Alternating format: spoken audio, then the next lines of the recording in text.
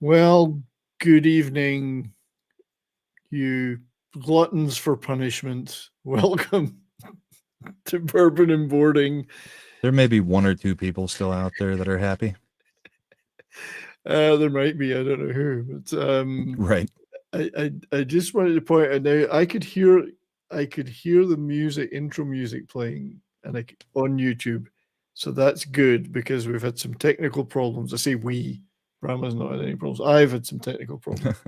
Be clear about that. With a Windows update today that wiped out all my sound settings, all my mixer stuff and everything, which I've had to try and rebuild. So if you can't hear something later, let me know, because I mean, I could be happily playing video clips and nobody can hear anything. Snowdub, yes, the raid. I believe the raid is working. I hope so, mate. Yes. There's a few people in here that usually aren't. So yeah, I would say cool. Some people came on over. Thank you, Snowdub. Indeed. So how are you, sir? Yeah, not too bad. I mean, I'm finding it harder and harder to watch hockey as my team is further gone. But yeah, there's been a lot of news and stuff to watch on hockey, and some of the games have been very entertaining. Yeah. Tonight's game, it didn't go well for you, but it was an entertaining game for a good portion of it. And the attempted comeback was there was no it at least kept my attention. There was no game today. What right. are you talking about? What game? The one that forced you guys into Game 7. Yeah, that's all rigged just to get an extra game. I'm starting to wonder if it's rigged for Vegas and Seattle. Yeah. Yeah, I think they want the two expansion teams in the conference finals and one of them in the finals. Indeed, and I think we're going to be talking a little bit about things being rigged tonight, like draft lotteries and the like. So it's been a lot of controversy this week, I'd have to say about that. But yeah, the Stars were playing tonight, an elimination game, but the only thing they eliminated was their self-pride, because they were shit tonight. Lost 6-3. Never really got going in that game. The defensive pairing of Lindell and Hakanpää was a biggest disaster since the Titanic, I think. Lusitania. The Hindenburg, you name it. Ben and Robertson continued to be no-shows in the playoffs. Not a sight of them. I think they're appearing on milk bottles, milk cartons, asking, missing, have you seen this player? Fair play to an Ottinger got pulled, but you can't do it all the time. He needs the people in front of him to do something. It was just awful. You wouldn't think they were playing for a conference final place. They just looked like they were out for a warm-up. So Seattle, those closeout games are difficult.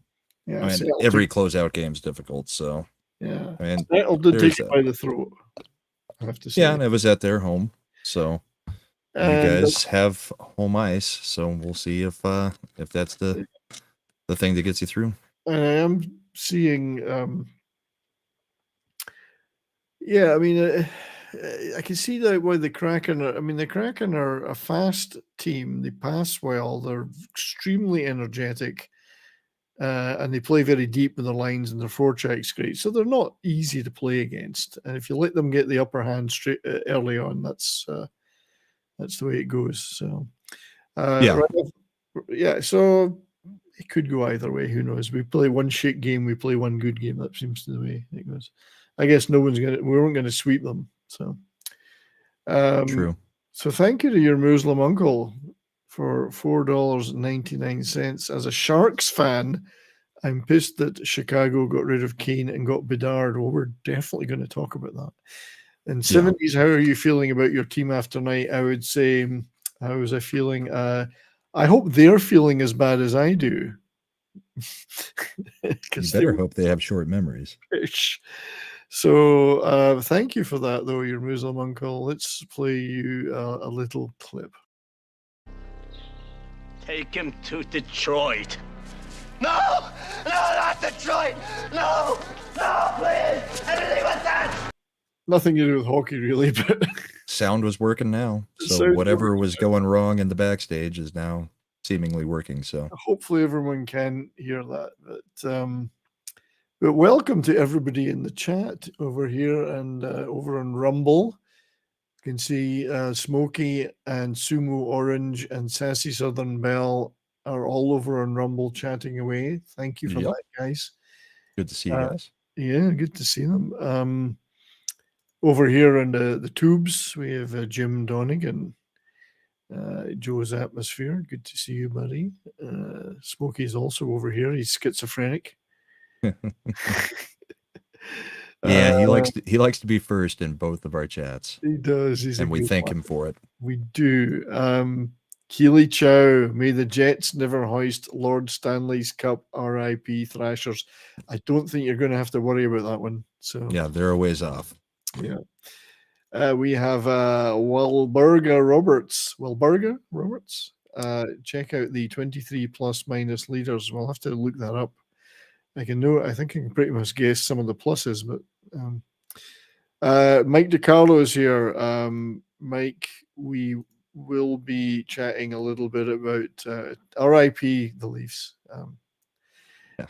Snowdub, thanks, buddy, and enjoyed the show earlier. There was some weird sheep on there. I don't know who it was, but that cat was pretty weird too. And who else is here? Courtney is here. Great birthday stream. Bram and I were there last night. We had a lot of fun. Yeah, it's a good time. It was good times. We've got Folsom lockdown in the Rumble side too. All right, good. Kangarooster, the first Vegas year was definitely rigged. Let's show that. There we go. Well, the way they were able to do some things during that expansion was definitely seeming rigged. I mean, the team actually did play pretty well that year and came together, but the players that they got out of an expansion draft was a little bit wonky. Yeah, and I think a lot of GMs were naive, very naive about what happened. So there were a lot of loopholes being used. Yeah, a lot of deals being made, and they got a powerhouse start because of that. Oh yeah. Seattle have done it. I mean, they've had not as many favors, I don't think, but they've certainly the players they've brought in. None of them are superstars particularly, but they seem to work really well as a unit. You know. Yeah, they're a very deep team with no actual superstars. I mean, and Grubauer is giving them something that he didn't give them all season, which is actual goaltending. So, and if Grubauer was playing like he was during the season, they're out in the first 4 games. Well, I actually have to say today, I know they won 6-3, but Grubauer looked a bit shaky, and we just weren't getting shots in on him. Yeah, he's one of those guys that once you can break the dam on him, he tends to let a few things in. So you got to get to him early. Good evening, Darth, and yes, thanks for being here, buddy, and thanks for the love. Appreciate it very much, mate. Keely Chow, Saint Floyd of Fentanyl is here. Just talking about that with the missus today, funnily enough. Is that ETEP? Anyway, thanks to you all for being here. What are you drinking tonight, sir? What's your tipple? I just broke open a brand new bottle of Weller's Special Reserve, the big boy. Got 2 of them. The parents are visiting, and I had them shopping down in Texas before they came up, and they managed to find a few things, so I'm taking advantage. And then I'll reload again next month because some Sazerac Rye, a 175 of that, and another Weller's Special Reserve 175. You just can't find them here, but they're all over the place down there. So, well, as you say, you'll be able to recharge in a month's time with some more. Oh yeah, you're taking an extra suitcase. Oh yeah, we're taking an extra suitcase to Dallas, and yeah, we'll be doing some shopping. That is, unless, the Dick's Division, we all knock out whatever I buy while we're down there, which is a big possibility with me and Nick together. So me and Nick haven't been, together in person yet. So, well, me neither. I'm hoping if the rumors are true, then it's going to be an interesting, half week. So as much as it'll be interesting, and as much as what you can remember will be interesting. Yeah, that'll be a lot of fun. So in honor of the Leafs, I'm drinking an Ontario whiskey tonight, the 40 Creek. So Oh, nice. Canadian whiskey, Double barrel Canadian whiskey. in honor of the Leafs. God bless them and all who sink on them. You're going to pour one out for him too? Pour one out. Yeah, so yeah, that was the only game tonight, and obviously that moves on to Game 7 Monday, and then tomorrow night we've got the Game 6 or 7. Sixes are happening. Yeah. 6 is happening tomorrow for Vegas and the Oilers. Vegas being 3-2 up in that series, but there's been some controversy in that series, that's for sure. A little bit. Yeah, a little bit. Just for shits and giggles, I guess we should take a look at the brackets. Everybody's blown brackets. Everyone's blown brackets. So I'm sinking fast. Yeah. Number 8, Mike D. So Mike, despite your team going out, you are still number 1. You're numero uno, with a total possible points of 172. I guess because of the Vegas could make it. Yeah. Having one team alive in the Final Four and the championship is got enough possible points that he could still do it. Yeah. Actually, Kangarooster's way back there, but he's the only one that has real potential still point-wise. Well, but that depends on Dallas too. Well, indeed. So Kangarooster is the only person left. Hang on, we go back to the leaderboard. The only I keep moving out of the league. Sorry about that. Go leagues, then go. There you go. Kangarooster, bizarrely, and after tonight, you can't be feeling too good about it, is the only person that could have a winner in the Stars. Yeah, but he's got a possible 318 points left. 175 is the most for anybody else, I think. 172. So I'm rooting for you, Kangarooster. I'm rooting for you. And he had Carolina. And I think that is most likely going to happen based on what we've seen out of the East. So I think it was a good pick. I wish I had stuck with it. I think you should have, mate. Yeah, but Kangarooster, I am rooting for you. I hope you win. What, just to rub it in on Mike DiCarlo a little bit more? That's mean. That's mean. That's just mean. Being mean, yeah. So, yeah, everyone else is totally blown to hell and back. But how's our chat bracket looking? They're in 4th right now. 4th one down. There we go. So the chat bracket. Dead finals. Well, Edmonton could still make the Western Conference final. Yeah. That's true. You could still have 2 teams from the Final Four. Yeah, Carolina did make Carolina and Edmonton. Yep. Chat brackets doing better than most individuals. So, cool. But there you go. It was worth taking a quick look. This goes to show how volatile these playoffs have been. Indeed. So, yes, indeed. The Toronto Maple Leafs. Sorry, wrong one. We'll come back to that. Oh, I know what I want to show you. Yeah. So Toronto Maple Leafs went out in 5 games. The glorious comeback didn't happen for various reasons. I'm sure Mike's got a view in it because there's a lot of controversy about that last game. But it's worth bearing in mind this hockey news from 2018. Let's be fair.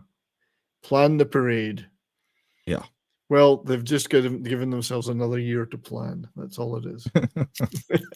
Well, it's still like, what, 4,000 something days since they've been out of the second round now. I mean, we've got all kinds of different counts still going for Toronto. The only one they erased was the getting out of the first round count. Yeah. So there is plenty to still go. There is a Twitter feed which is purely devoted to those numbers. The counts, yeah. Yeah. So, Mike, I don't know how you're feeling about it. Hey, Courtney, I can see you saying hello. I must admit, I had a sneaking feeling they might have won that game, and I guess they think they should have because of the events, like a ruled out goal, which we're going to take a quick look at. Yeah, I think a lot of teams had some ruled out goals, though, so it's par for the course. Could have had one tonight. Well, there should have been where Pavelski's was a high stick, but I guess the Toronto took pity. The review took pity on the Stars, knowing that they were shit and they were going to get hammered anyway. Yeah, pity ruling. Pity ruling. Yeah, Pity ruling. Inconsistent though. That's kind of the point of it. I did like this picture of Radko Gudas, my prince, my sweet prince of my fantasy team, who helped me come to win my fantasy league this year, because Oh, you did win the league. Nice. his hitting is out of his hitting's. I'm giving away my secret, but I always go for goalies, and then after that I pick Radko Gudas, who's like 550 on the draft list, but he single-handedly wins the hitting every week. He hits everything. Yeah, so a lot of people said this was a fairly classless move on Wall, the rookie goalie, shouting in his face there, but I still think it makes a good picture. Yeah, it's a good picture. Yeah, I mean, it's playoff hockey, whatever. Yeah. I mean, he's not doing anything that's physical to the goalie. He's just yelling in his face. Yeah. People need to get over that one. He's got a fairly impressive beard, though. I think it's good. Yeah, I don't think he started that playoff beard at the beginning of the playoffs. No, I don't think so. He didn't start from scratch. He did not. So let's show a little clip then of the winning moment with Nick Cousins scoring the overtime goal. So here we go. A couple of Leafs collide, and the Panthers have numbers up ice. Radko Gudas going to the net. Cousins waits, drags, shoots, scores! Game winner! Series clincher! Nick Cousins and the Panthers are moving on. I'd say Radko Gudas driving the net is not something you hear during the normal season. Right. Take it where you can get it. Take it where you can get it. I had to admit, there's been a lot of Twitter hilarity and a lot of to and froing. And first of all, there was a lot of, well, you said you wanted Florida. Maybe you don't want Florida now, Toronto fans. But also the Florida Panthers official Twitter said, we've got a GM too, you know. This is what he looks like, because it's been all about Dubas, you know. Was that Luongo up in the box with him? I think it might have been, actually. It looked like him celebrating. Yeah, let's see if we can wind that back a little. I might have to go right there. We go. Play it. Waits, drags, shoots, scores! Game winner! Series clincher! Nick Cousins and No, I don't think it is. No, I don't. Yeah. Looks a little bit like him, but I don't think it's him. It's just three random people that happen to wander past the box at the time. Right. No security here. The security here. So that was Luongo, according to Mike. It was? I couldn't really tell from that, but I think your instincts must have been right when you said it was. Yeah. Okay. Maybe the beard is what's throwing me off then. So fair play to Florida, though. I mean, they've eliminated Boston. They're hot when it matters right now. Exactly. So I think Florida Carolina is going to be a pretty good game. But I'd be shocked if Florida wins it all. But they are hot right now. I don't think they could get through Carolina, but we didn't think they could get through either of these series. So people, they were what, eighth in the East, but what was it somebody said in the Stars forum? They said, I'm finding Matthew Tkachuk marginally more likable than when he was with more likable than when he was with Calgary. And I said, well, marginally. Like, he's still not likable. He's still the same as Marchand, just a prick all the time. Indeed. He's just they do have skill, but they're both jerks. Yeah, Burns is Owen. I've got later on. I do have a clip of Burns scoring. I think. Well, I think I've got a Burns clip later. Yeah, there's still a few players in the playoffs that haven't got the cup that it would, some people have some soft spots for. Well, Burns is one. Pavelski. There's a few of them. And Pavelski's setting even though he's in a lot of the games are losing, he's setting all sorts of records. I think he set active players. He's matched Ovi's playoff points total now. So yeah. Anyway, So there was a lot of controversy. I'll try and say the word that way. Controversy about the. Is it controversy or controversy? Controversy. Controversy about a In English. in English. No, I don't know what you speak, so. No, speak the English. So, so they ruled out a Toronto goal, which would have been it wouldn't have been a game winner, but it would have been a tying goal, and all sorts of bleating about it on the internet. So we'll take a wee look. There's no audio in this, by the way. I deliberately haven't got the audio in it because I chopped it up a bit. So they're all getting excited. And this maybe puts to rest the theory that the Toronto NHL reviewers love Toronto because they didn't rule for them here. Yeah, and I do think it probably went in, but I think it did. There is like a Mike's few- saying in the chat, it wasn't enough to make a difference, really. I mean, it can change momentum, but yeah. I mean, they won one game in the series. One goal isn't what makes the Yeah, difference there. It was the first 3 games that killed them, not a ruling against them here, you know. Yeah. I think in all probability, it looked like it was over the line, although there's some talk of parallax, which is a fancy word. Yeah, it's kind of like with now that they can do offsides while the puck's in the air, and they try to, zoom around it and be like, okay, well, we can create a wall here from the line up and see where the puck is, and it's like, you're going too far, guys. Yeah, I think It's like using a computer strike zone in baseball. It's just, we've gone overboard on some of the technology. I just wanted to pause to say, Sumo Orange, thank you very much for the $2 super chat. Celebratory super, here's to you, 70s. Thank you very much, Sumo. Appreciate it very much. And for you, we're going to have to give you something special. Okay, guys, show us what you got.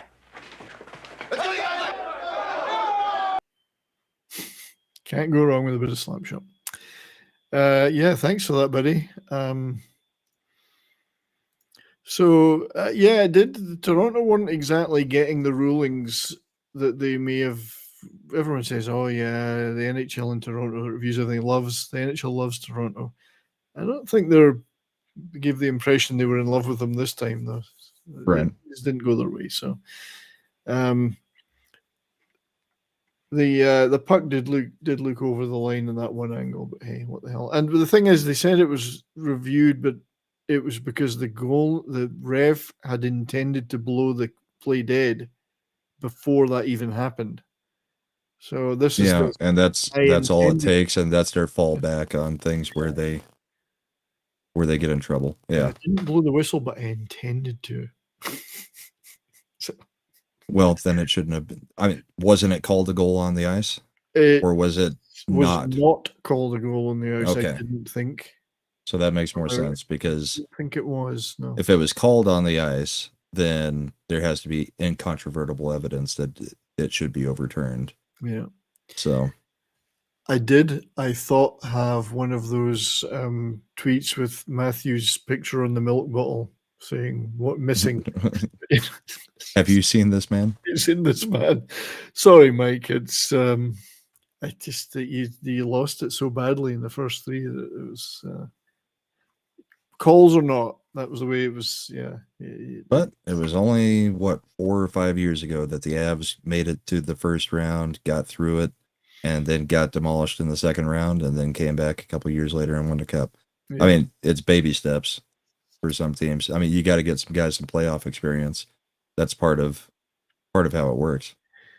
Well, they had some good players that played really well, and the core is obviously still. They're going to need Matthews to step up, though, and I think the Tavares thing may be a millstone around their necks now for another couple of years. Yeah, he's going to be negative trade value. Yeah, I think so. So, but it wasn't all bad news for them. I mean, they actually did pretty well given the Leafs.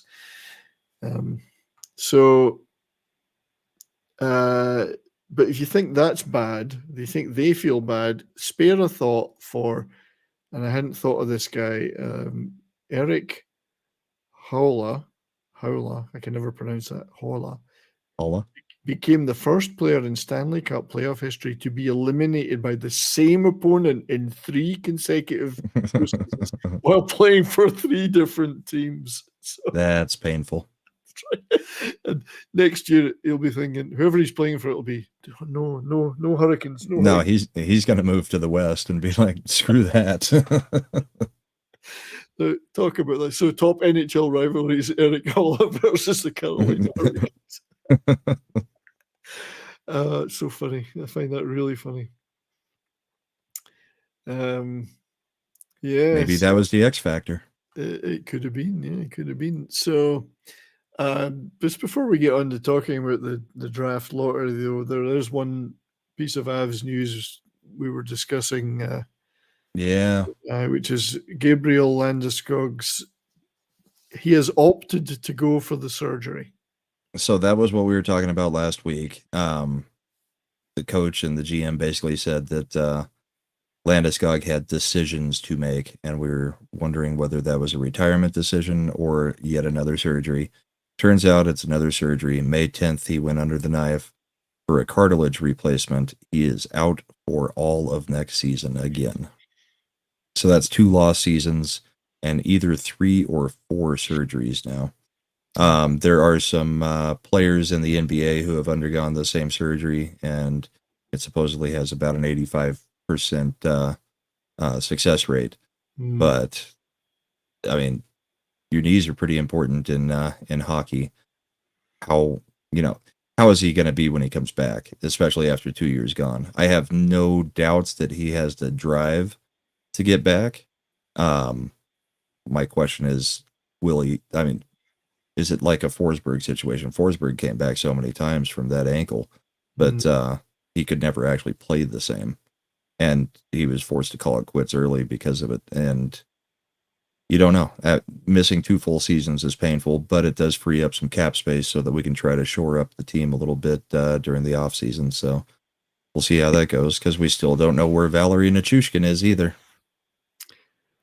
Yes, the Nichushkin mystery. I'm telling you, he's on the front lines in Ukraine right now. It wouldn't surprise me at this point. He doesn't want to be, but he is. I just wanted to say hello to Yeti Cast over in Rumble, who says knees are overrated. Yeah, well, that's coming from a guy with 2 assholes. So. That's right. Yeah. Good to see you over there, though, Yeti. Yeti, thanks for being here. Yeah, thanks for swinging by, Yeti. Indeed. And good dump tonight on Sporking's channel. Yeah, so the big one of the I guess the biggest controversy. I'm just going to say that all night like that. It's like I'm in Shakespeare. I've asked you controversies. Controversies. So the draft lottery. I want to know what people in the chat think of the NHL draft lottery, because a lot of people get really upset. So Chicago, who had 13% chance? Yeah, they had the third highest chance. They won it. Yeah. And of course, people are saying, well, isn't that convenient when they're losing superstars as we speak and they get the generational player? And all of a sudden, of course, it was pointed out that within 1.5 hours of winning that pick, they sold $2.5 million worth of season tickets, including 500 new plans. It's a lot of money being infused into that team just off of getting one player. That's right. And obviously, Original Six team, a big market for the NHL on TV. Seems very convenient, don't you think? A little bit. A little bit. Isn't that weird? They've got to revamp this system. All the major sports need to revamp the lottery system on stuff. I mean, I think at the halfway point, or maybe after the All-Star break, the teams that are definitely out of it should be put in a second bracket where they have to play to the top of that bracket to have the best chance at the lottery or automatically win the lottery. So that would give those teams still something to play for if they're mathematically not likely to make it. So by the All-Star break, we typically know who's likely in, who's likely out. And it still goes down to the end most on quite a few seasons with just a couple teams.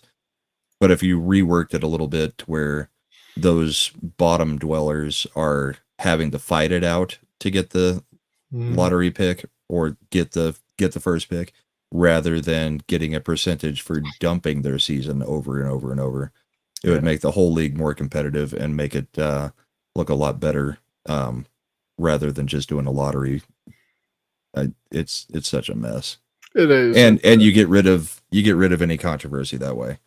If the best of the worst played to get that pick, then that says that they were actually still trying to. Still trying. I understand they're trying to bring up the lowest teams, but you've got to put a competitive professional team out there. You can't sit there and dump games all season after it's gone bad at the beginning. There's got to be something they can do. I mean, my idea may not be the right one, but I mean, at least it's something that makes the league competitive up and down. It's better than what's happening now, which is, of course, as soon as something like this happens, everyone goes ballistic and claims of rigging. And now we can't see the sausage getting made, of course, because they do all this. They draw all. Now, if I was making the Y Files video in this, I'd be saying, well, production issues on the live TV broadcast. So Kevin Weeks revealed that the Blue Jackets had the third overall selection before the pick had even been revealed. The card turned over. Oh yeah, they've got the third pick. Let's go to commercial. Yeah. So it's that kind of thing that people go, oh, really? Conspiracy. But I guess we all know the lottery is done well before the show. So, but then nobody can see that. Now they say every team has a representative there. So does it mean you can't fix it? I mean, if you ever watched that documentary about the guy that fixed the lottery, that rigged the lottery, he was one of the guys that was supposed to be checking it and auditing it. Yeah, that's how. Or the guys that rigged the McDonald's, Oh, that's the one. Old Monopoly things back in the day. Yeah, he's the guy checking it. Of course, he's can rig it. So. Yeah.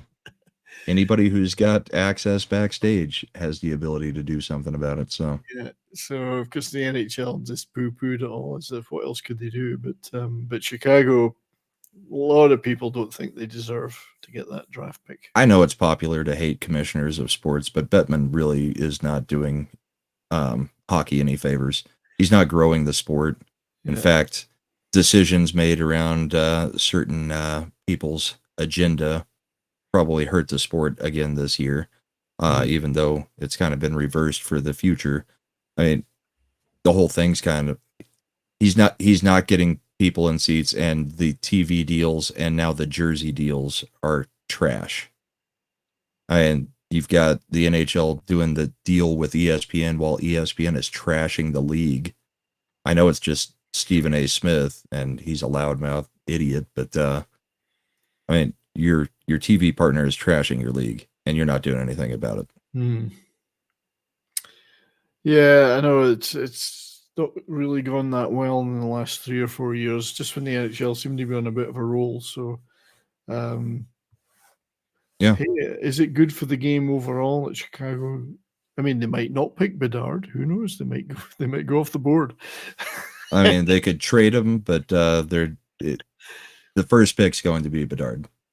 Yeah, so I think Smokey says get a spinning barrel with all the teams in there and draw it live on draft night. I have a better idea. I think they should have to have a on-ice fight for it, and the winner of the fight goes up in the draft. And then Royal Rumble, you send out your best player, and whoever gets put through the glass last wins. That's what I think. Hey, we got a guest, Mr. YetiCast, up there in Canada. He's supposed to know about hockey. Yeah. One Canadian team left. Yeti probably doesn't have his settings yet for Melon. So, Yeti, go to the little arrow next to the mute button at the bottom and pick your speaker. Pick your input. And output. Well, yeah, he's getting to grips with that. I mean, it's up here in Canada. It's tough to get any kind of microphone that works in the cold. So that's what it is. Obviously. Now, see, I might disagree with Kangaroo because ESPN were trash today in the Stars game. It was like they were practically orgasming every time Seattle got the puck. So, I mean, for me, I hate all national announcers. I would rather listen to my local guys, even on the radio, and I hate our radio guy, but I would rather listen to the local guys call the game than the national announcers. Yeah. Any game. Oh, me too. I try and watch I couldn't do it today for whatever reason, but normally I have the Dallas Ticket radio station on with the Stars announcers on the radio and sync it up to the video because I can't listen to the ESPN guys, whoever it was. I can't remember his name today, but God, he was terrible. I mean, he must have had to change his underpants multiple times every time Seattle scored. But I mean, kind of like when I used to watch the NFL when we had Peyton Manning and Collinsworth just crapped on the Broncos and Peyton Manning every single time he called the game for us. It got so annoying. I mean, you can tell when announcers really hate a guy or a team, and you can also tell when they've never watched the team or they watched just some highlights and learned a couple of the guys' names so that they can say their names over and over and over and not talk about anybody else on either team. And they don't even get the names right, the pronunciation. Yeah. Yeti, can we help you? I'm talking to him in the Rumble chat. He says it's not letting him pick a mic. Okay. Well, it's nice looking at your icon, Yeti. So yes, so let's. It's a beautiful avatar. It's a beautiful avatar. Not as good as mine, but nowhere near as good as yours. I like what you've done in the background today on the arcade. Yeah, the arcade. It's running, but the signal isn't going through the VGA cable for some reason. So I don't know what exactly is happening there. So I just threw up the avatar from It looks good.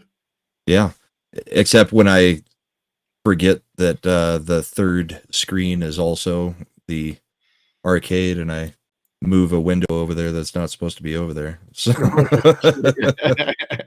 we can have the Rumble chat over there, and we can have the YouTube chat over there too, and have them. Speak to us. Anyway, well, yeah, he's figuring that out. Let's watch some action from the week. And I'm going to start with a goal from Game 3, Vegas Game 3 against the Oilers. There's been some good goals in that series, so let's take a wee look at this one. Goal, really nice. Yep. Show it one more time because I was trying to type the Yeti. In that game, I think that's been a good series. That. Yeti's not a fan of Melon. Said this program sucks balls. You just have to select the right thing. No, I think what it is he probably wasn't able. You have to allow the mic and the camera in the browser. Oh, in the browser. Or Melon, and if you miss that, then you've got to actually go set the permissions, through the settings in your browser, and that can be a pain in the butt because you have to do the same thing for StreamYard, but most people have had it done for years for StreamYard. I must admit, though, it's kind of nice not to be able to hear Yeti, just to see that he's there. True. A Yeti should be silent. Yeah. I don't know what Keely Chow's talking about, but it sounds interesting. They won't touch them the same way Keely wouldn't touch a fine-grown black woman. Things are getting out of control in the chat.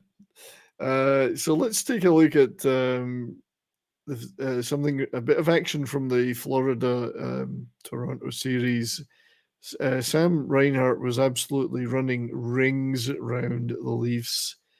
He had a good series, so this is quite amusing. Six, like you read about. Here's the play by Ekblad, and what do you know? A high flipper out of the zone. There's the pullback by Reinhart, so calmly. And now he's able to re-enter the zone with a nifty little move.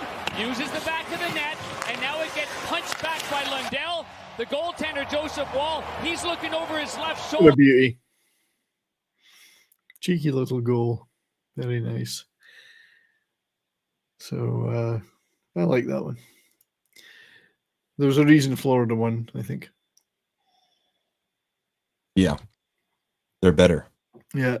Now, there's been an awful lot of aggro about missed calls and missed NHL player safety rulings, and a lot of people getting their neck broken and all sorts of shit going on. People getting their neck broken.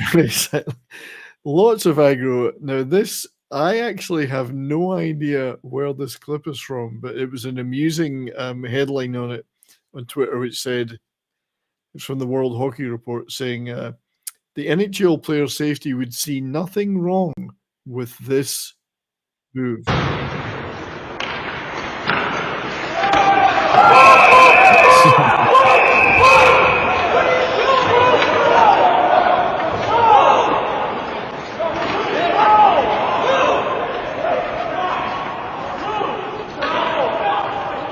I have no idea where it's from, but 2 minutes at most. yeah. That's like beer league. And I think if it was the NHL, the guy lying in the ice would be fined. Well, he'd be penalized for tripping the other guy with his body on the ice. That's right, interfering with his body. Yeah. And the review would be, no, there's no review. Paros would say, no, there's nothing to see here. All right, let's try Yeti again. That's an amusing clip, though. I wish I knew where it's from. It's some beer league. Yeah. Hello, Yeti. Oh, Still having trouble. you have to do the thing with the thing, Yeti. You know, the Dubry wants it. I don't know. Yeti, you keep trying. If Keep it doesn't trying, work, buddy. it doesn't work. Sorry, man. Yeah, it's a browser permissions thing. You're right. So, Probably. okay, we'll give him another try.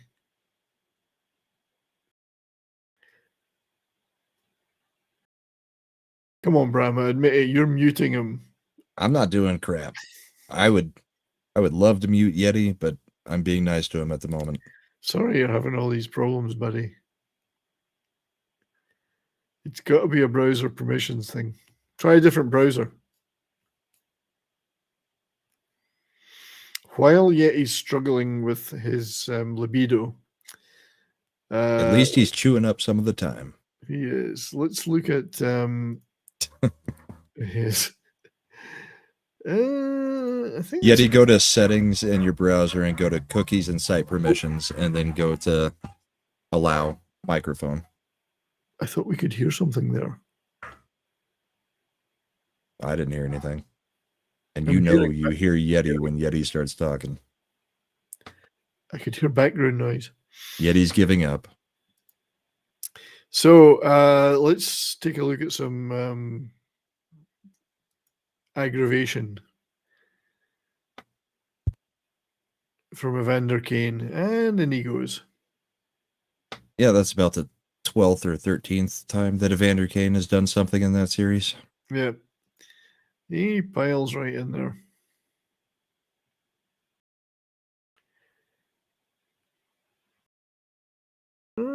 What can you say? You know, Kane, Kane's being Kane. Kane's another guy that I just don't like all that much. No. He has a tendency to play dirtier than necessary. I mean, he doesn't necessarily play dirty, but he plays dirtier than necessary. Yeah, I think he believes his own hype that he's a big, tough, heavy guy, and he tries too hard to prove it all the time. Well, and that the league is out to get him. Yeah, I think maybe they Which, well, you're asking to be targeted by the league when you, make dirty hits after the whistle, sit there and attack people on the ice. I mean, it's different than just regular hits. Yeah. He's a lovely chap. So, remembering back to fonder, happier memories in the Stars Kraken series, should have showed this last week, but I ran out of time. This was a great example of the elusive. I mean, the reason you don't see wraparounds too much anymore is they are so quick to move side to side, but Yeah, not when you're great. outside of the goal. Yeah. At first, they were going to credit that to Ben because he knocked it in again after the goalie pushed it out, but it had already crossed the line. So Yeah. That the wraparound really is one of the sweetest goals you can score. Loved it. I That mean, was a great one. the lacrosse thing is cool, but the wraparound is still the classic. Dadnov has had a great series, given that we picked him up for peanuts from Montreal, and the Montreal fans were like, "Suckers!" He's been There's one a of our team in best. Montreal still? There is, I believe, there is. I think they're even worse than the Leafs, apparently. But yeah, he's had a great series, so good for him. That was a lovely goal. Let's hope we can do it again in the next game. But we've got another one of our great kids, Thomas Harley, who was called up to the big team just before the playoffs started from the AHL, and he's played an absolute blinder as well as a rookie. Slow up. Domi across the line. Finds a cutter. Shot. Score! Thomas Harley, the defenseman, picks the corner. Another goal on the fly for Dallas, and they've got the 2-0 lead. We do love a 2-0 lead. Yep. So well for most done, of the game. For most of the game. Thomas Harley, well done. Let's see. We haven't really. Pavelski's just been on fire. Oh, he's incredible. I mean, he's had, as I say, he broke some kind of record for, I think he scored the most goals in a series for any Stars franchise player ever or something. Well, it's got to piss you off when you're scoring four goals and losing. Losing a game, yeah. But he's just totally on fire. And as I say, he's tied that record with Ovi. Had another one tonight, too. So, Yep. I mean, he's doing his job. I mean, he's doing his job. He needs a little bit of backup, and he needs some defense. The defense. I mean, other than Miro, who's like I mean, look at the hit. Did you see Miro's got the puck in the face, and he missed most of a game, but yeah, but he's back with a full thing on, and he's played in 30 minutes again. Do we have the shot of the player getting hit with the puck in the face this week? I'm pretty sure that was him, but there was a lot of whining on Twitter about it. I don't think that, because that was just Miro's was an accident. Nobody was complaining about it. It might be okay. Yeah. There was one this week where somebody got hit in the face with the puck, and even the announcers were like, "Why are you shooting 10 feet wide of the net?" And it's clearly deflected right off of the stick into the guy's face. I can't remember which game it was. It wasn't Miro, because his was just a straightforward guy shot puck. Okay, it may have been in the way. It may have been in one of the Edmonton games, Edmonton and Vegas then. But yeah, somebody caught one straight in the face, and there were people, huge uproar of, why are you shooting that wide of the net? And, you're just trying to intentionally hurt somebody. And it's like, how does nobody see that this puck was deflected off of a stick immediately after the shot release, and it went wide because of it and into somebody's face? He didn't shoot it into the face.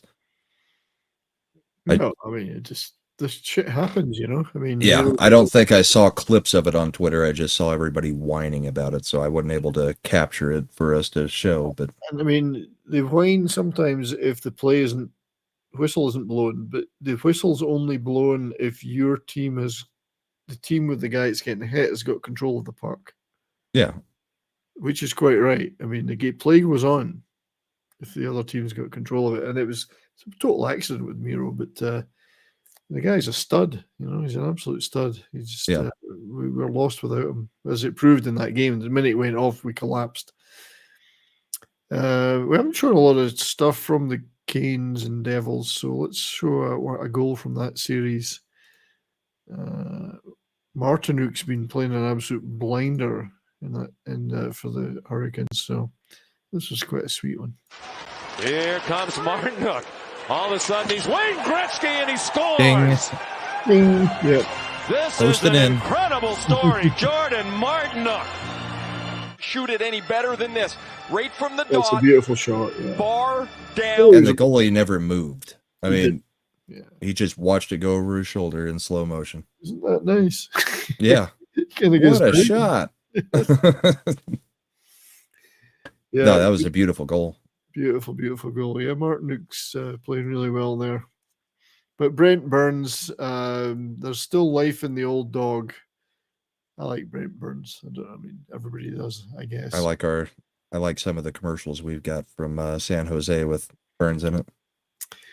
Yeah, we'll dig a couple of those up later. We have one new commercial. It's not particularly a funny one, but it's quite an interesting vintage one. We'll play it. Add it to the collection. We did. We'll play it at the top of the hour. This is These Burns playoffs getting from in the action. Martinuk, who has another point. Burns scores! A drive from the top of the circle. The net. Hughes and Severson.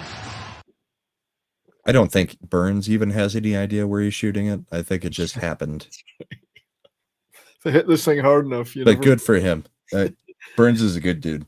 Yeah, he's a good guy. I really wish the Stars we had him instead of somebody like Hakanpää, but what the hell? Yeah, I mean, I think everyone would love to see if the Canes win the cup. Well played for Burns. Great, good for him. Yeah. Look, this is sickening. I've got more Star stuff here. It's really sickening. Just a little tribute video to Wyatt Johnson, our other rookie this year, who, despite not getting nominated for any awards, has had an absolutely brilliant season.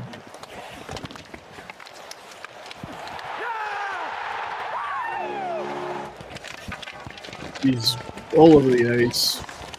Well, maybe it's because his woohoo is so very, very high pitched. Wyatt Johnston wearing our active mic presented by Wells Fargo.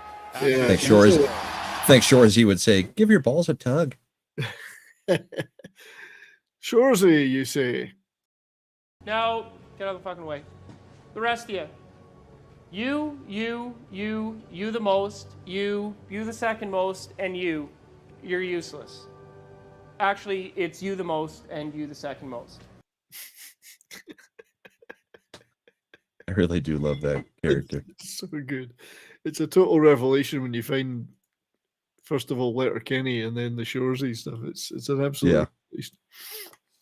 Jared Kiso is a fantastic writer. I mean, that guy is hilarious. Yeah. The funny thing is as I said in another show, it's this, everyone thinks Canadians have got this reputation of being all polite and soft and blah, blah, blah. That's the real Canada of Letterkenny. That's the real old-fashioned Canada. Well, at least for the Hicks and the hockey players. Well, yeah. Well, it's made up of a lot of Hicks. It's a big... Not everybody lives in Toronto or Vancouver, you know. Right. Right, we're going to get to some controversial stuff. So... Pietrangelo and Draisaitl. So we will show some of this stuff, but we'll also actually let's show. Let's see if we can get the. Let's take a wee look at the video first, and then we'll take a look at some of the fallout. On the clock, but here it is here. Now it's late. This is gone, and he comes down aggressive. I mean, that's a hard slash up into the high area arms of Draisaitl. Really undisciplined for Alex Pietrangelo, who usually is composed, but he's just had enough. And I mean, that definitely comes down. They called it a major. They're going to review it. I don't see them taking that back from not being a major. And then McDavid gets in there, coming to the aid of his good friend and teammate. Now that's why Ovechkin has life insurance on his line mates. That's right. I don't know what led up to it. I mean, there'd been a lot of aggravation in that game, and I know there's a Darnell Nurse Nicholas Hague fight, although I think that was after. There was Pietrangelo got crushed, I believe, like 20 seconds before. Right. So he was heated, and he decided he was just going to do something stupid. Yeah, but I mean. Stupid. That wasn't the upper arms. That was forearms trying to catch wrist. I mean, that's trying to break wrist. It was a dirty, dirty slash. It was. It's terrible. Really bad. And he did get the, excuse me, The 1-game suspension for intentionally trying to injure somebody. Yeah. I mean, what if Yeah. he'd broken Dreisaitl's wrist? Well, then he wouldn't have gotten a suspension because you can break a neck and not get a suspension. It's only if they continue to play that you get this suspension. So he did get the 5-minute major in the game misconduct, and he was suspended for the next. Well, game. the game misconduct was what, a minute 30 left in the game, something like that. Yeah, wasn't it? Real 127. 127, yeah. So who cares on that one? But yeah, 1 game. I mean, that's a 3-game or the rest of the series. Yeah. So yeah, that was game 4. So he should have missed 5, 6, 7. I think so. I think that's intent to injure. It was. It's one of the worst we've seen, and the funny thing is, in these playoffs, you would almost imagine the NHL player safety would have said, "Nah, I didn't see anything wrong with it." What's Well, Slash? from the Avs point of view, yeah, we would definitely say no suspension. If you can break a guy's neck and not get a suspension or a hearing, then there shouldn't be a suspension here. I mean, the whole thing's all over the board. But I think because of the fact that they've fucked up a lot of the calls earlier in the playoffs, players are emboldened to do stuff then. And I think now they're going to start getting tighter on it. Yeah. Which that endangers the integrity of the rest of the playoffs, because you've got it. It's kind of like in a game. You can't let it get out of hand because it's going to stay out of hand the rest of the game. You can't, a ref can't get it back after it's gone bad. Yeah. All you can do is kick everybody out. That's right. And the Department of Player Safety got calls wrong in the beginning, and now they're going to be paying for it because players are emboldened to.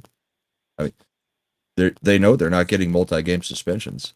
Yeah. The hit by Kadri a couple of years ago was not so severe that he should have gotten a 2 or 3 game suspension or a 5 games. I can't remember how many it was, but it was plenty, and it was a unintentional target to the head. I mean, you can say it was intentional, but it was a high speed boom boom play, and he got multi-game, and these guys are getting 1s for intentionally going out trying to injure people. Mm-hmm. It's BS. Yeah, it's there's intentional shit going on now. They've opened a big can of worms, the NHL, for not being consistent and not actually thinking of player safety. I don't know what they think of sometimes. Yeah. Good evening, Dadman Walking 55, and good evening, Crimlon. Good to see you guys. But that wasn't the end of the shit in this series. There's hang on. Is this have I got the right one here? This is the nurse. Boom, nurse was lying in. And first of all, he was flying in when he shouldn't have. On a guy engaged with another guy. Yeah. And then he starts to lose the fight to start with, but then he gets his way back under it. And then he loses his hair for some reason. You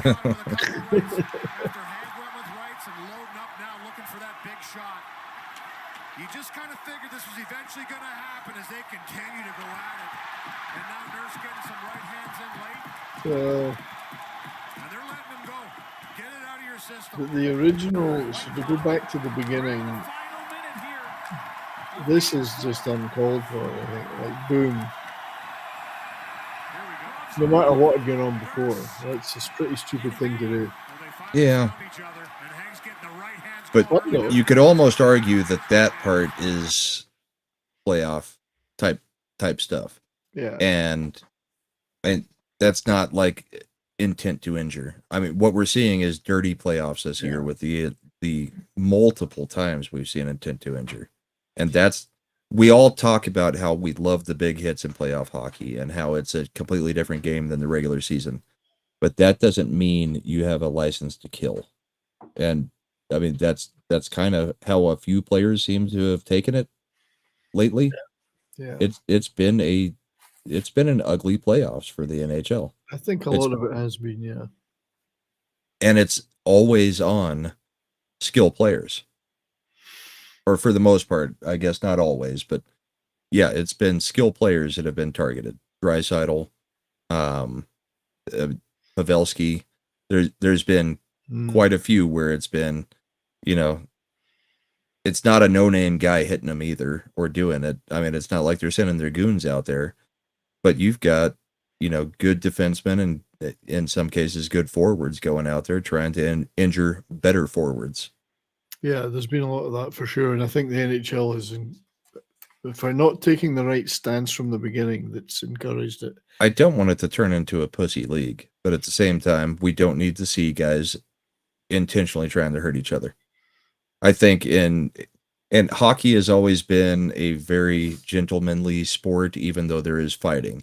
I mean, they all, I don't believe that players before ever were really wanting to end somebody's career. I don't think, even if there is a bad hit, in most cases, I mean, Bertuzzi aside and some of the other ones aside, Yeah. I don't think that there are players that are, you know, so worried about winning a game that they're going to try to intentionally hurt somebody.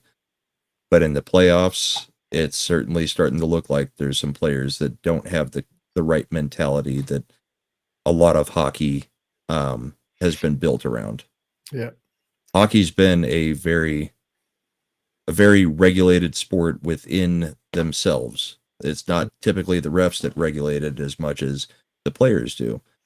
And you've had a lot of games in this playoffs also that the goals are, the scoring's so unbalanced that you're getting a whole bunch of rough stuff at the end of the game trying to send a message, and the message is not. You can send a message with a fight. You don't have to send a message with a hack across somebody's wrist or putting somebody in the board so hard they break their neck or charging with your shoulder up through some guy's jaw. It's not necessary. Yeah, absolutely not. I mean, I'm not quite sure Nurse fell entirely into that category there. I must No, this one's not the worst thing I've seen. I quite enjoyed the whole exchange actually, but I guess he did go. It was stupid from the perspective that he knew there was going to be some. He should have known there was going to be some fallout from that because he wasn't part of that fight. You're going to have to answer the whistle. Yeah. And he did, in fact, get suspended for instigating. So they lost him for a game. But that's what I'm saying. Now you're getting stupid suspensions. I mean, kick him out of the game. But now you're getting stupid suspensions for basically a fight.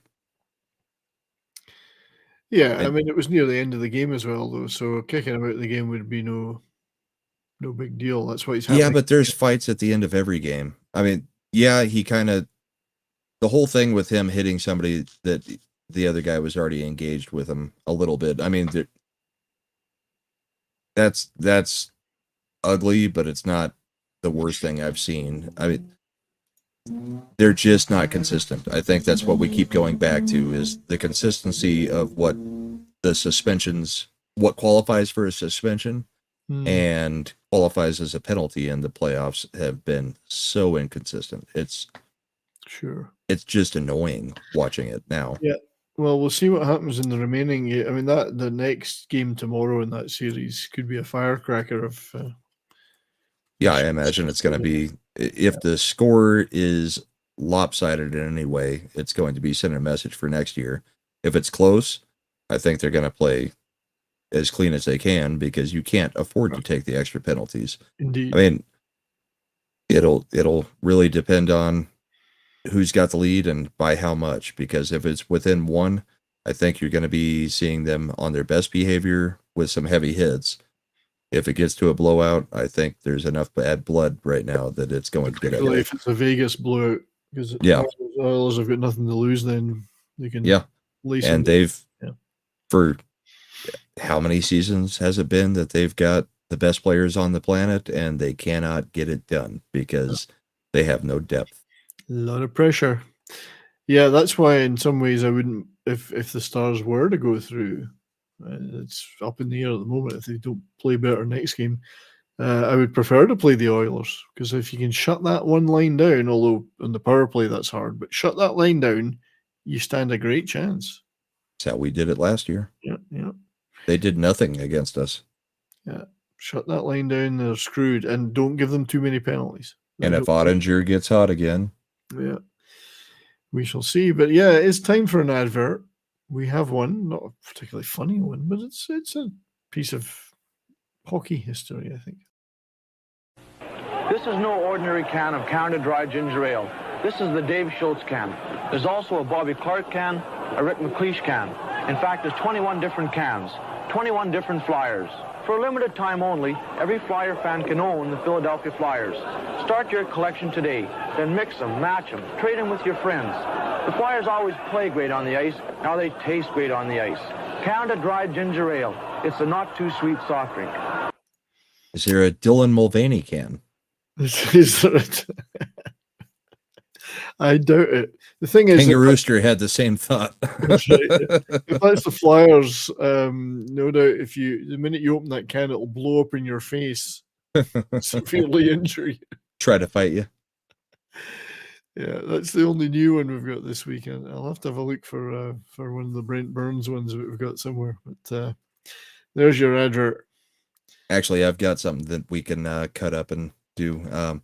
I've got some actual hockey players in the NHL trying to read lines from Letterkenny and Shoresy. Oh God! Trying to do the back and forth talk at the same speed that the actors do, and some of them are very good at it, and others just get tongue tied within half a second. So they're not advertisements, but it'll be a fun little cut up video that we can throw together. Oh, we'll have to do that for soon. Yeah, so. You didn't get the first one? Oh, here comes Liam. He punched you right in the head. He punched me right in the head. 4th place in a 14-league, Shores. You're living the dream. You fucking saw it, Shoresy. Yeah, and you fucking retaliated. I punched him in the chest. He punched me right in the head. You retaliate, you go for 2, Liam. It's the first thing they teach you in hockey. You're so fucking simple. That's a terrible call. Yeah, that's why you're in your 6th year of high school, you fucking idiot. Fuck you, Shoresy. Just the repartee. It's just again. The dialogue in that show is so fast. It is. I used to think it's filmed. It's from the guy himself, and it's filmed in a part of rural Ontario that I've actually been to. I used to live near, so it's What is it, like Sudbury or something like that? Sudbury, yeah. It's quintessential rural, or not rural, but small town, Ontario. Yeah, well, the guy grew up working in his father's firewood mill.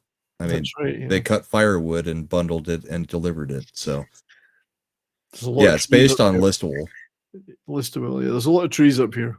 Yeah, Listowel. I used to live fairly near there, so great stuff. Okay, so we got we're flipping back again to to Florida. And that wonderful gentleman, Radko Gudas, who, as I say, won me my fantasy league this year with his hitting magnificence. So let's see him laying a hit on David Camp here. The Beast in the East. Beast in the East. The Beast is loose. Standing his ground. There's the hold by Brody. But man, there's a run by... Right on the doorstep. Here's Brody. Getting himself into position. And Coach Gudas says he does so good solid hit. Comes flying in, and it looks to me there's no penalty on that. I don't know why there would be a penalty. The guy was turned sideways. Numbers weren't facing the boards. That's a good hit. Yeah, and I wasn't playing it because there was any controversy about it. I just thought it was an excellent... No, I was listening to the announcer saying, well, it doesn't appear there's a penalty on this. And it's like, why would there be? No, it was no boarding. He was should have been paying a little bit more attention. The guy was he finished a check. The only thing that could be said is the whistle might have blown right before he actually crushed him. But, I mean, you're not stopping at that point. So, whatever. But great hit. It was a wonderful hit, which is why I felt we needed to show it. So Mike thinks it was a little late. The whistle blew, but you're still at full momentum. There's no stopping there, and that's how scrums start all the time. I mean, that's normal. So Sumo thinks the Panthers are going all the way. They look like the team of destiny. Yeah, could be. I mean, they've looked possible. Pretty confident. Confidence is a huge thing, and they look confident. That would make Boston feel a lot better, but I don't particularly want to make Boston feel a lot better. So we want that? No, we don't want that. Anyway, that was all the current stuff I think we had. I've got some nice old clips if you're interested, my friend, in watching. Absolutely. We found a few, didn't we? Yep. Let's. I don't have a date on this one, but this is the great Steve Eiserman. Basically toying with his food here. I don't think there's any audio. Again.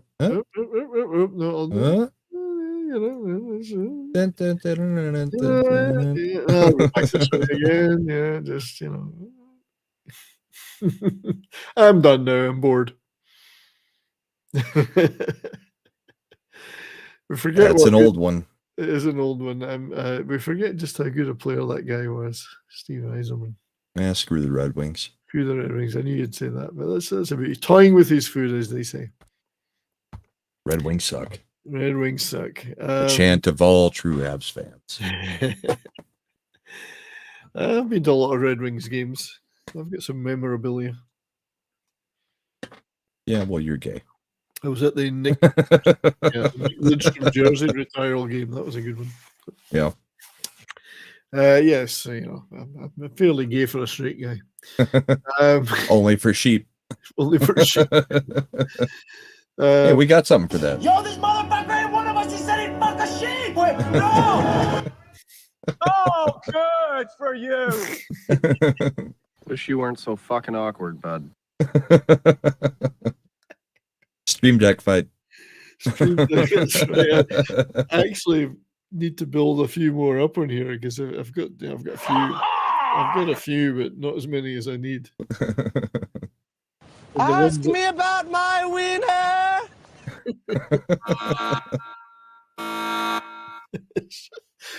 I'm gonna have to get a few more on here for sure. But, so let's we haven't seen a good bench clearing brawl for a while.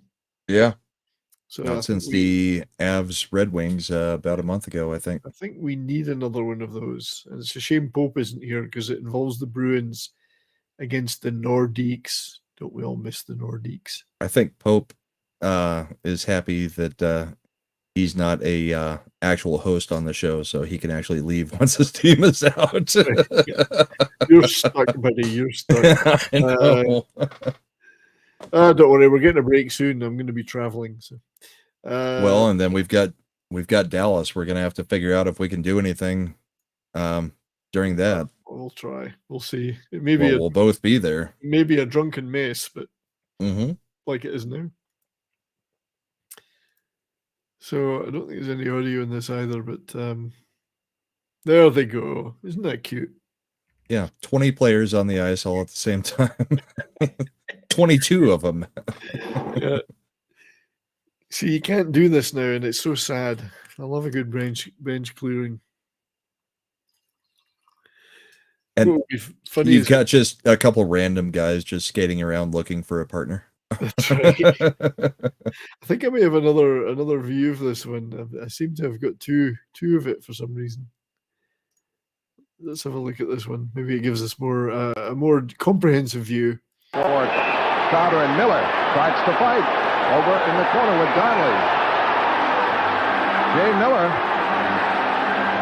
has been out there about 10 seconds. Well, he sent Donnelly out there. He sent him out there for that purpose, to shake up that line. Kerry got the late change in, and that's all Donnelly was looking to do, is to jump somebody.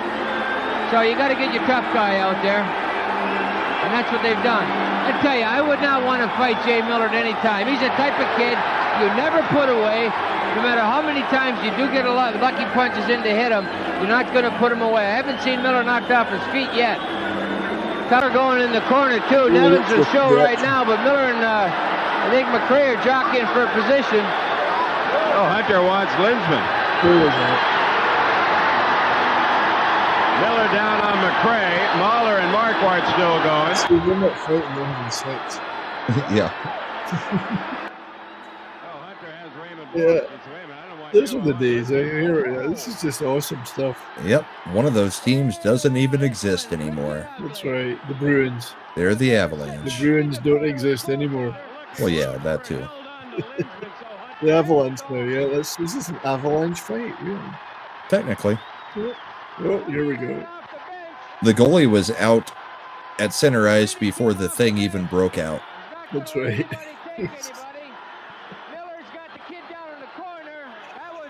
He's going to run out of pencil. He's just taking notes on the notepad, not breaking anything up. Just be like, penalties to every player on both teams. I mean, what do you even need the notepad for at that point? I mean, I'd like to see how short the bench is after this. 3 players left. You see, now they're just Ray Bork. They're just yep.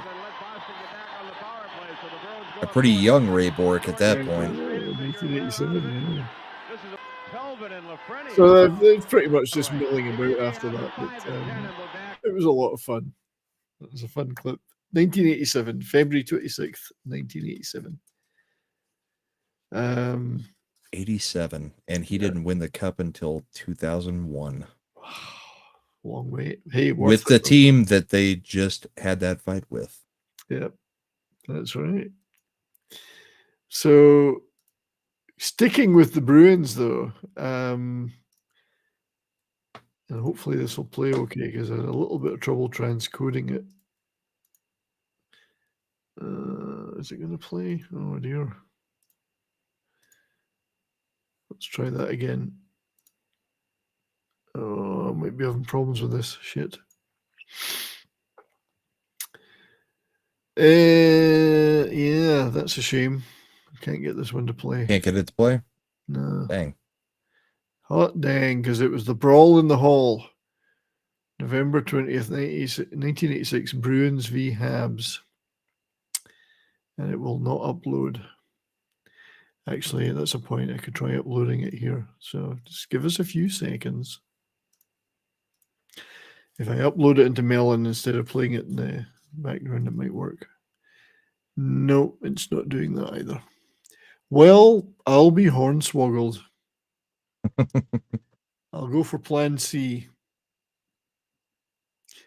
Talk amongst yourselves. I'm going to open the file on this screen and see if I can get it to work. Sometimes the transcoding doesn't work and you end up with this technical issue. Yep. Then I have to mute so that we don't have the echo. Echo. Well, I'll mute myself and then I'll play this. Oops. I will play this on the screen with share tab audio.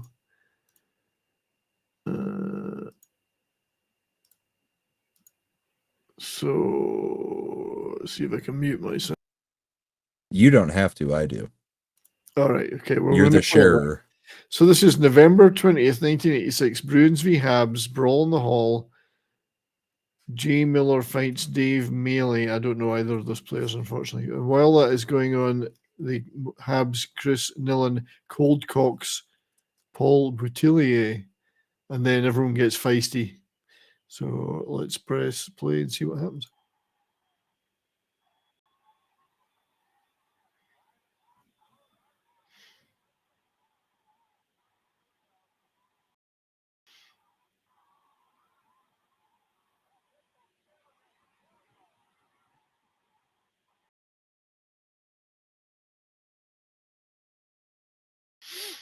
Looks like an old VHS recording. It does. I like the cop reaching for his belt, but not ever pulling anything out. That's right. Actually, don't you think that the real life action was as grainy as this back in the day? Probably. When you were at the game. I mean, we all thought it was nice back in the day, but HD proved us wrong. Yeah. There they are, heading up the Brawl in the Hall, they called it.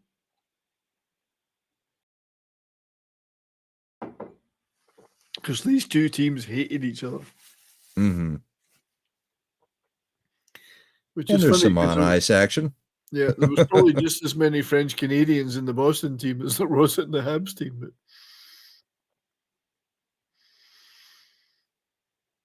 And we've got a strip show.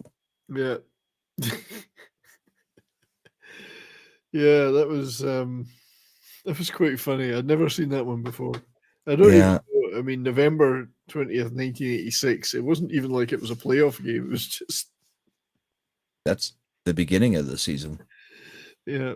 But they were having Chances are they played each other in the playoffs the year before or something, or just had really bad blood for years. Well, they've had bad bloods for decades, Boston. Well, yeah. But that one's quite amusing. The brawl in the hall. It's funny they even got a name for it. So there's one more of these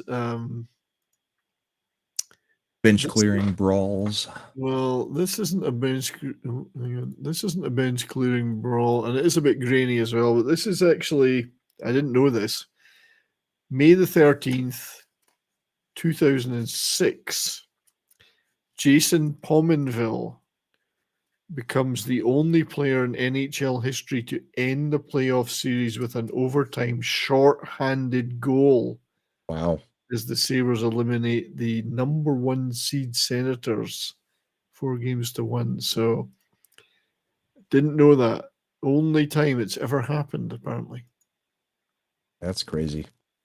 Yeah. And he made it look pretty easy for a shorthanded. He did.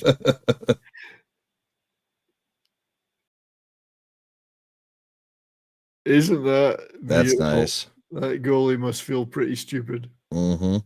But yeah, well done, Jason Pominville, who I do remember. I actually vaguely remember this series because I was watching hockey by then because I moved to Canada. I do vaguely remember that. But only short-handed goal to end a series. To end a series. So well done, Jason. So well, they're rare enough in the regular season. They are. There's nothing like a good shorty unless it's against you. Exactly. And then it's like, yeah, what are you doing? You got more players than them.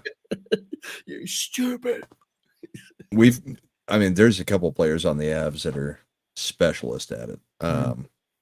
Comfer is fantastic going after the shorthanded goal.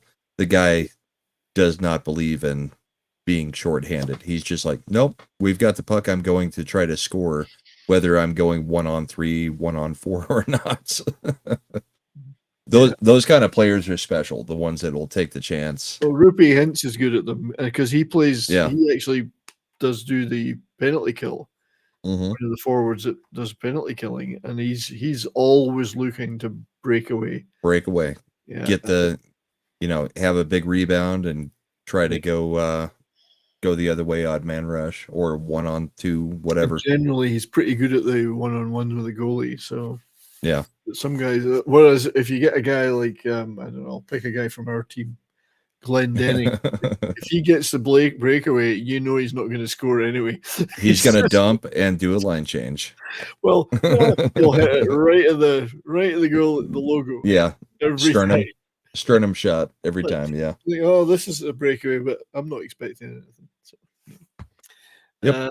But yeah, there's nothing quite like a breakaway shorty, unless it's against you. So there you have it. That was all our goodies for this week that we picked. Yeah, we're probably going to get a little bit shorter in show as there's less hockey being played. Indeed. There's only so many games in the playoffs.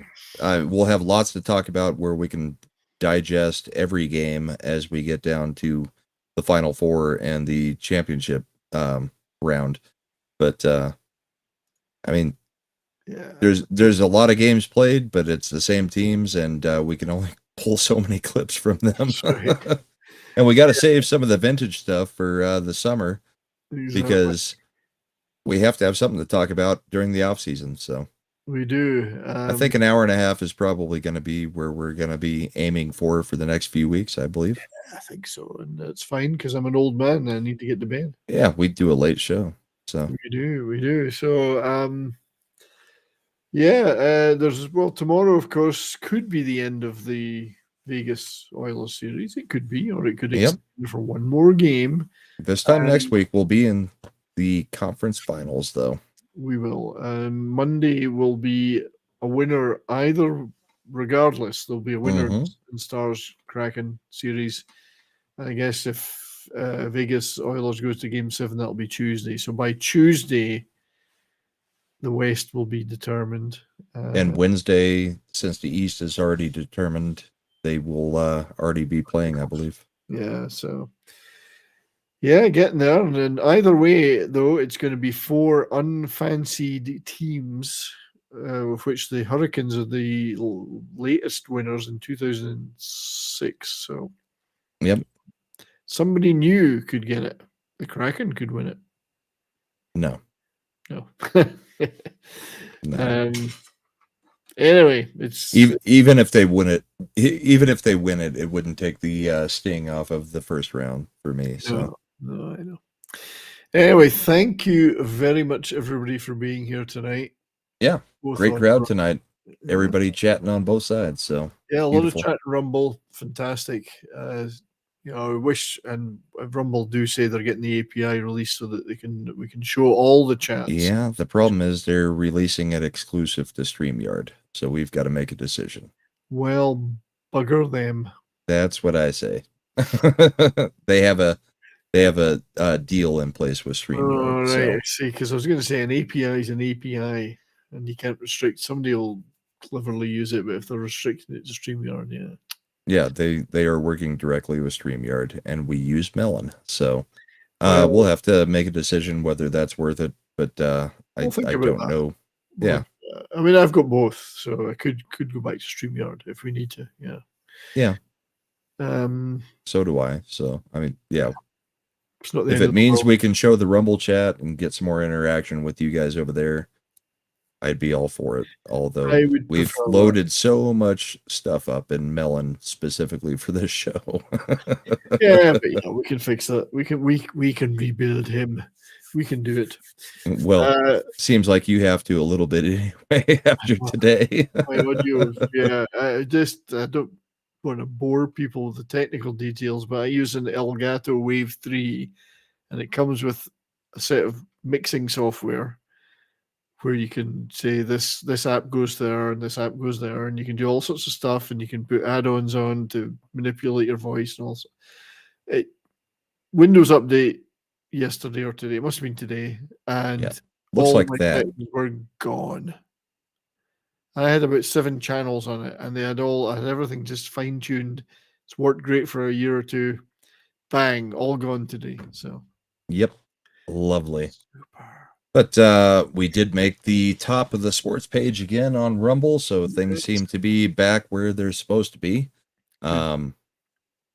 Hopefully that translates to the views going back up, because last week they kind of screwed me a little bit, but still love Rumble. Oh God, yeah. I mean, I do my radio streams on there now, and it's far more views. Yeah, I've been talking with Tom. Tom needs to get over there too if he wants to keep doing Mead Radio. Yeah, it's too restrictive on YouTube, but yeah. Anyway, we'll be back next Saturday, of course. Hopefully, I'll be in a good mood. You got something going on Monday besides the game? Monday, I have my It's Only Talk and Roll show on my channel, and I have 2 great guests. It's two guys, a guy called Willie Fife and a guy called Colin Hart, who were tour managers and techs for Deep Purple, Whitesnake, Rainbow, Dio. Willie Fife was one of Dio's best friends. Ronnie James Dio's best friends, and these guys have got a ton of great stories. Nice. And they're nice guys. They're wonderful guys. So that's going to be a lot of fun chatting with those guys about those great bands. I mean, those tours, the Purple, Rainbow, Dio, Whitesnake era, 70s and 80s, that's going to be a lot of fun. So that's Monday afternoon, 3 p.m. Mountain Time. Tuesday night on Nick Weiser's channel, Toxic Tuesday, is going to be Slapshot. So nice. Hopefully, well, I'll be there. I'm hoping Brahma, you're going to be there too. I'm working on it. I've got my parents in town visiting, and it's kind of hard to tell them. I mean, like tonight's show, it's easy. I mean, we've got it scheduled and it's late, so I could say, okay, off to bed with you, and I get on the show. But Nick's show is at like 7 o'clock, 8 o'clock my time, and it's like, that one's a little bit more difficult. I mean, comic stuff where I'm scheduled to do it, they understand. Yeah. But if I just catch shows, it's a little. I mean, I get a little bit of grief over it because, and it's not just them giving me grief. I genuinely do like to spend time with my parents because I'm happy I still have both of my parents at this point. So you got to value when those, I can spend time with them, I spend time with them. I mean, that's just. You know, you're getting older though when you send your parents to bed, not the other way around. Yeah. A little bit more disgusted too when I tell my parents to go to bed. Yeah, but that yeah. Who knows what's happening in that guest room? Well, yeah, that's right. You don't put Yesterday was their 44th anniversary, and they're at my house. I don't know what's going on in there. That's I think you should be laying down some rules. Yeah. Speaking of anniversaries, it is my and my good lady wife's 25th wedding anniversary on Tuesday. So Nice. So mine was May 2nd for 20 years. My parents 44 years yesterday, and you're coming up on 25, eh? 25. Not bad for a second time round. Yeah. Yeah. 26 years since we met, but 25 years of marriage. So. I'm quickly approaching, have been married longer than I was single. It's a great thing. Actually, it's a great thing. Yeah. This may have been the year. I was 21 when I got married. Yeah. I'm 42 now. So yeah, we're at the halfway point. So I'm 50-50 single and married now. Yeah. And you know what? I don't care what anyone says. It's a great thing. You know, yeah. 25. The nuclear family is an important thing, and marriage is rough, but it's also rewarding. Yeah, if only I could persuade her to enjoy my YouTubing as much as I do. Like, yeah, that one's an issue. Anyway, those are actually there's lots of things I would like to persuade her to do. But don't want to go there. I guess you're going to be on Yelling at Parked Cars Monday as normal. Yelling at Parked Cars Monday. I don't know about Culture Late Night tomorrow night because, again, family in town. And then back there Thursday for Thursday Night Throwdown. Wednesday, they're already gone, so I'll be on the after show for the midweek hump with Shags. And, yeah, we just keep cycling the same week over and over and over again with new news. And I've been playing Mad released a video today, Mad Barber Entertainment, which I am on, where we were covering was it another horrible movie, Ninja Vampire Terminator, or Ninja something. Ninja Terminator. Yeah. Yeah. They're so bad that, I mean, like, we watched these like weeks ago, and then he brings out the video, and it's like, I don't even remember what movie this was because none of it is worth remembering. So even when I watch the replays or the premiere of the shows that I'm on with Mad on these movies, it's all new to me because it's like, okay, I mean, this movie was so bad, you just block it out of your memory and you have no idea what you were thinking during the movie because it's been 2 weeks and you don't care. Like the next 10 minutes after the movie's done, we've already forgotten that crappy movie. Yeah. So, but Mad put out a new one today. I would suggest everybody go watch it. Mad says it's one of our best. I did watch it. Yeah. Was it good?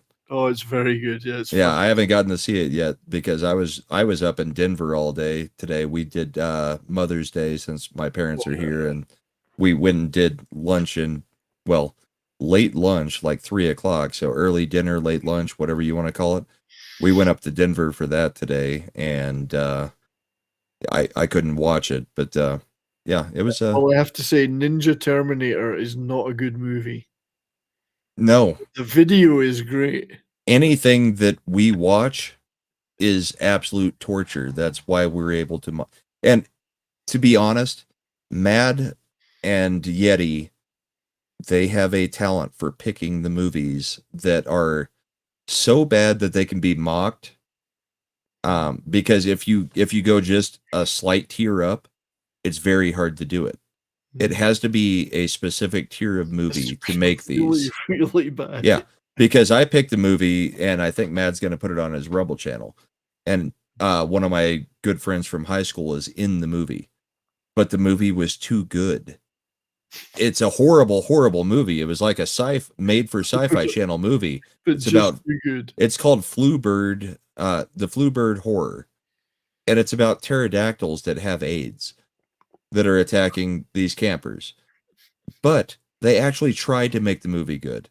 So it's very hard to do what we do That's right. to a movie that actually tries. That's right. Matt is good at finding a movie that is both bad and doesn't try. So doesn't you can work. just mock it nonstop. And nobody gives a crap because you can't see what is going on in the background of the movie. Yeah. I mean, we show little clips of it on his channel while we're mocking it incessantly. And it's just like, it takes a special talent to find the movies that we watch for that. Right. So I salute Mad for that. He has a very particular set of skills. Yes, and I don't know how he finds all of these. I think he just goes on, and from the very first movie we did, he just keeps doing the Amazon recommends from those because they're all equally bad. There's nothing good about these movies, but we bring a level of fun to it, so come check it out. It's great.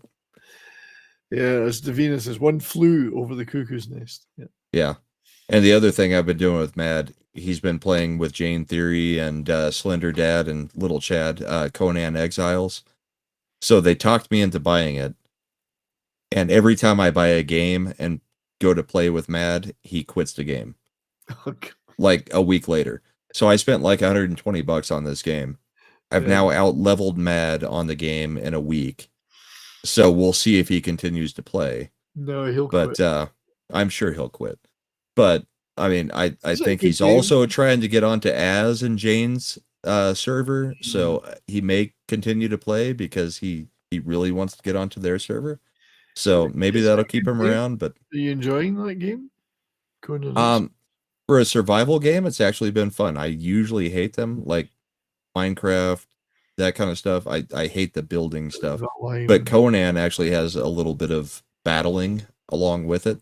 So so on our server, we've got the 4, or I think it's like 6 of us. And I'm the only one who decided to go like completely evil sorcerer type. So I leveled up a sorcerer. Nobody else has any of the spells or anything else. So I'm like super powered on this server right now. And just going completely crazy on that server. And I think next time Mad does play with me, like my minions are just going to wipe everything out and he doesn't have to do anything. And I think that's going to piss him off. And that makes me happy. That's right. That's just for that alone, it's worth it. Yeah. Just to get under Mad's skin is always worth it. Dallas, June 8th through the 11th. The meetup, Dick's Division meetup is going to be June 8th. I believe we now have discussed it with everybody. We've got the venue that we're negotiating at the moment. I know Gary has announced it. It is going to be a Dick's Division meetup. Gary will be a special guest. It sounds like Ryan and Jeremy are probably going to be there. We're working on some other special guests, including 70s is going to come down from Canada. Mad's going to be there. We've got a lot of people there, a lot of creators, and it's going to be a fantastic time. I've already got my my stickers ordered, and if you show up, you will be getting a Brahmabull sticker and a whole bunch of other freebies from the Dick's Division. So try to get down to Dallas, June 8th. Yeah. 8th is the meetup. That's the important day. And then we will be at the fan expo on Saturday. Everybody in the Dick's Division has bought tickets for Saturday. So if you go to the con, we're going to be there. So everybody make plans to go down there because it would be great to see all of you, and we're going to have a fantastic time. I know I've been to the Vegas meetup. Dallas last year had bigger numbers than Vegas. There are a lot more people there. Orlando may have beat Dallas because I didn't go to Orlando. I'm not sure because they had the double meetup. but Dallas is a huge meetup. It's gonna be huge. And it's a great city. So little secret, I've been talking with Alex Stein. We're trying to get Alex to show up, and we're negotiating whether he can, get there because he has his show on Blaze now. But we're trying to get Alex Stein to come out and hang out with us. That'll be fantastic if we can do it. So cool. Keep that one with the Bourbon and Boarding group. Nobody else outside of here needs to know. We will not breathe a word of it. Yeah, they better not. I know who's in our chats. That's right. All righty. No, there's a lot of exciting stuff coming up. Yeah. 20-minute closeout for the show. They'll let everybody into a secret that doesn't do streaming. This is what we do. We pad shit out to make up the time. Hell yeah. That's right. Hey, I'll play a 3-minute video. I can talk about watching horrible movies with Mad for hours. That 3-minute video, that's 3 minutes of time I've taken up. It's fun. When I do my pop culture minefield show on Thursday morning, it's exactly 2 hours long because it's on KGRA digital broadcasting. And I'm always thinking, okay, I've got like an hour's worth of stuff here, but it's a 2-hour show. How can I pad this thing out? Yeah. Well, culture on Sunday night, the outro is almost 25 minutes. That's right.